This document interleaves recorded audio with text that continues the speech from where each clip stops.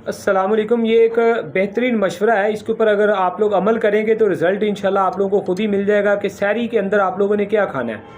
कोशिश करें जितने भी मीठे शरबत हैं, शरदाई है, जितने भी मीठे मशरूबात हैं जिन्हें आप पीना चाहते हैं, ठीक है जी, किसी भी तरह के कोई भी मीठे मशरूबात हैं उनको सहरी में इस्तेमाल करें, ठीक है जी। सहरी में मीठे मशरूबात इस्तेमाल करने का आप लोगों को फ़ायदा ये होगा कि मैदा थोड़ा ठंडा रहेगा, ठीक है जी, और बिला वजह जो है आपको प्यास की तलब नहीं होगी। जब प्यास की तलब नहीं होगी और मैदा ठंडा रहेगा, यूरिन प्रॉपर बेहतर आएगा, कोई जलन सड़न नहीं होगी, तो आप जो है वो रोज़ा अच्छी तरह से गुजार सकेंगे इंशाल्लाह सब्र और सुकून से, ठीक है जी। और ख़ास तौर पे अगर अफ्तारी में आप इनको यूज़ करते हैं मीठे मशरूबात को, तो इनको पीते ही आपके पेट में बहुत ज़्यादा हवा गैस जो है वो बन जाएगी। तो सहरी में इस चीज़ के चांस बहुत ज़्यादा कम होते हैं। दूसरा बंदा आराम कर लेता है, सो जाता है, पानी जो है वो बॉडी में एडजस्ट हो जाता है, तो लिहाजा गुजारा हो जाता है। फिर सहरी में ये होता है कि आपको एकदम प्यास नहीं होती, आप उठ के टाइम से पानी पी सकते हैं।